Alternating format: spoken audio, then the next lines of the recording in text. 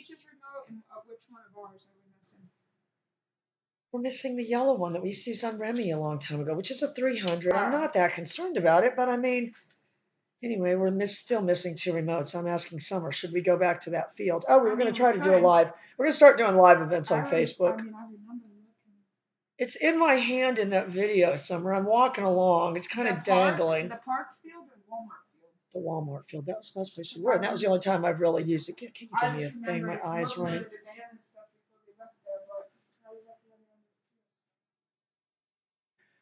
A paper towel. Well, but just the last video that I went and looked at, I have the 3 of them, Nachos, Bump, and Rosie, and I can see it dangling in my hand. So who knows whether I just walked along and dropped it. I mean, you know, if nothing else, oh, I got to call Regina Do and tell her doctor only sent me 1 caller. I didn't have a treat thing. I had that white jacket on. I had it in the pockets. It's in there, I already looked.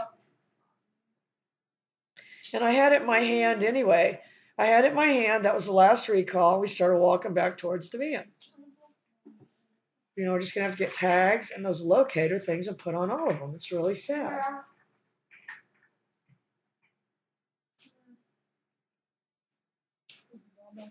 Anyway, I showed this Larry Crone video to Nicholas, our friend that trains dogs for the Greek army.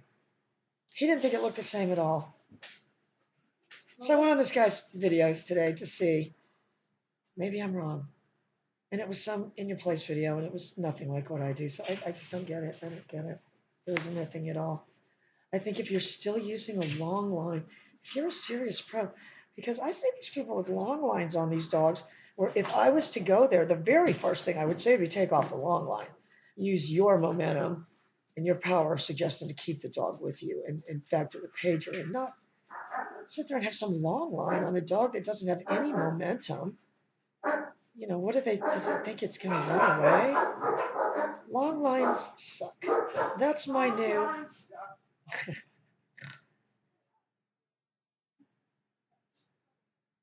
So I don't know. We might have to drive to this field and look where I was last standing and see if that remote fell out of my hand. I mean, it's that bad. I got this little organizer Summer doesn't use. She just throws them in a pile. She can't. She won't watch this back. But I tell her all the time. Oh, here she comes. Shh. Here she comes. All right, what did you do this weekend? We went and ate at Bubblegum Shrimp and then. Yeah, where's that at? Daytona? You can be loud and stuff in there, so it's only a good thing. Yeah, I'm sure. They come and they ask me questions about the movie. I didn't even realize the restaurant was. I don't like a lot of questions when I go out to eat. I'll be honest with you. Yeah, it was okay the first 3, but then they keep stopping at your table and asking you questions. It's over friendly. I mean, I guess. That's when I say, here's an idea. Ask them. Yeah. Yeah, I'll tell you where I'm never planning on going. Yeah, any place where they need questions answered. You know, when people say, "Let me," you know, can you tell me about your training? Well, I certainly provide very little information. It's all a big secret. You know, I don't know. I guess, you know, maybe people have always been like this. I just didn't notice. I don't think so, though. Like what questions? No, just as far as just believing in you, and I mean, just the more I think about it, the more I think that that's.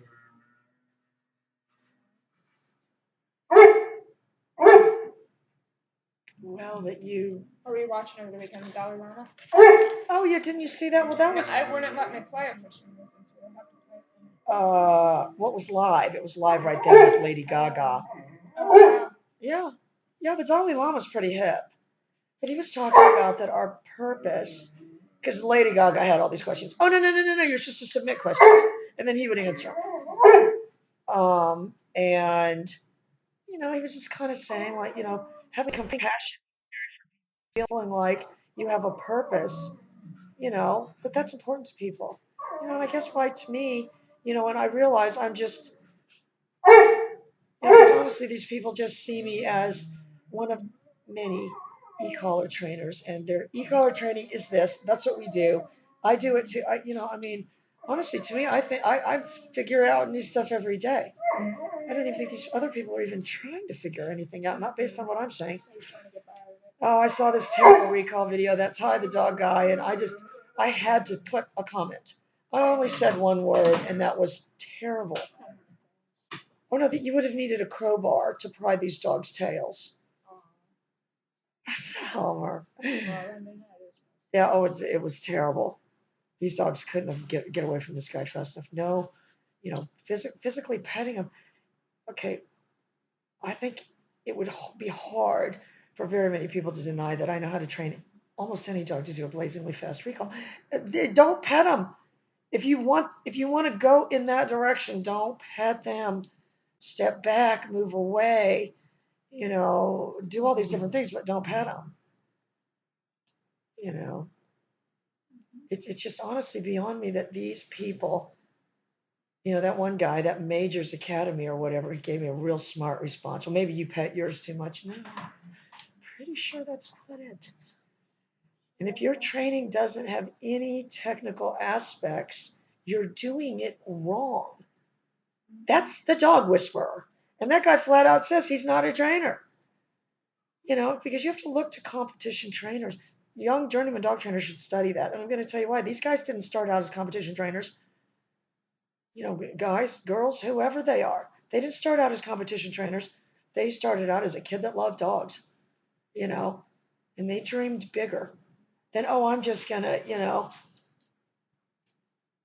so for people to diminish what they do in any way, to me, is ridiculous.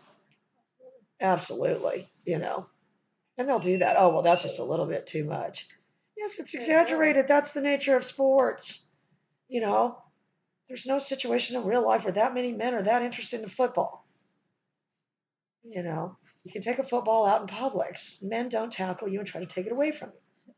You can walk around with your own football. So I mean, things are extreme. Sports are extreme. But it's the devil in the details, and these people have got the details. And I should check on Godfrey. He's the type, he gets mad, he won't still be mad. I just can't be friends with him, though. He's just too... I realize now that what he was talking about on that board was Bart Ballone. His idea of e-collar trainer, motivational e-collar trainer, is Bart Ballone. He doesn't like it. He doesn't like any other trainers. And I'm not like that. I love Mark. I love Bill Hellman, but we just can't tell Mark that. And I love guys like Bill Hellman because they're very matter of fact, and you've got to be clinical to be successful training dogs.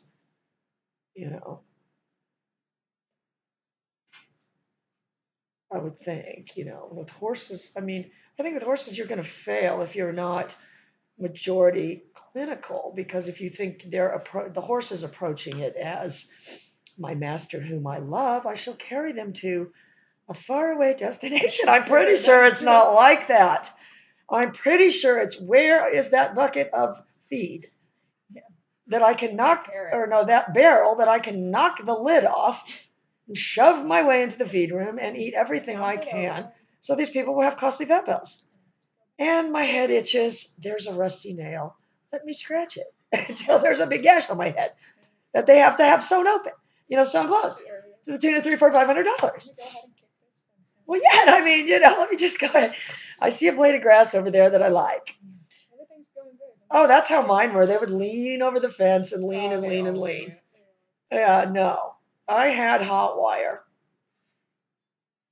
And Noble, my quarter horse, he's a very, very good horse. The hot wire was there. It didn't ever have to be on. Then I made the mistake of getting some other horses. They were smarter. They figured it out. Oh, I've had horses that got loose and run down Sam Sula Drive and every other thing. Oh, run up and down the road, everything. Ridiculous animals. Throwing their tails up and just running off. Oh, that was back in the days when horses had value. They don't even stop to look.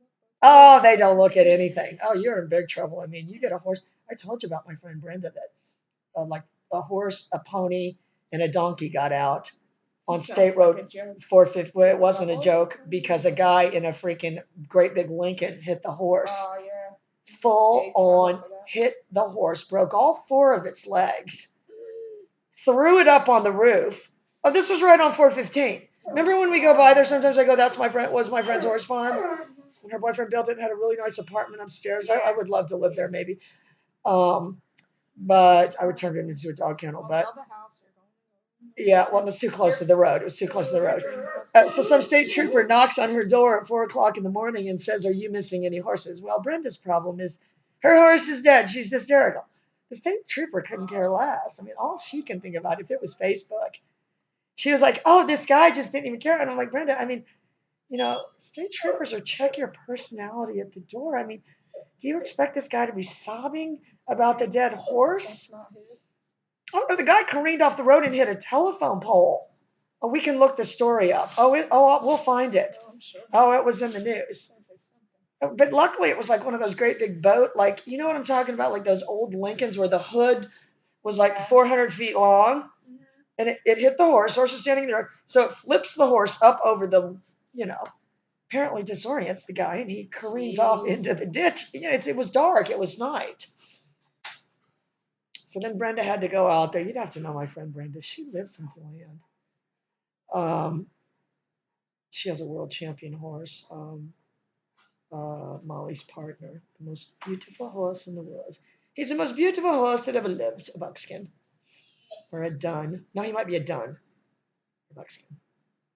I'll show him to you. He's gorgeous.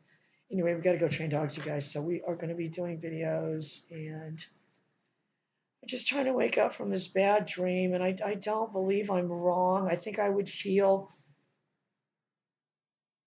I don't know, and it's not that I don't want to be friends with these people. I feel like I just did everything in my power. And if they said, she was very flippant and didn't seem to really care about helping me with my dogs, I said, oh my God, that's all I cared about. And then, Yeah. I don't know, we're going to look it up because I think there is such a thing as all I ask in return is loyalty. Like back in the olden days, that's all people had. They didn't have an iPad and all these things where they could have Facebook friends. They only had these real people that pledged their loyalty, and understood. You know what I mean? That's why I liked supporting the music and stuff, the indie music, because you're a part of something bigger, and I guess them supporting me, made me feel like they were, being part of something bigger, than just e-collar training, just e-collar. I don't even like the sound of it. I don't.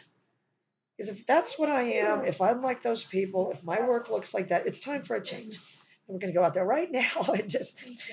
I'm going to get on my phone, whatever these people are doing, I'm going to do the exact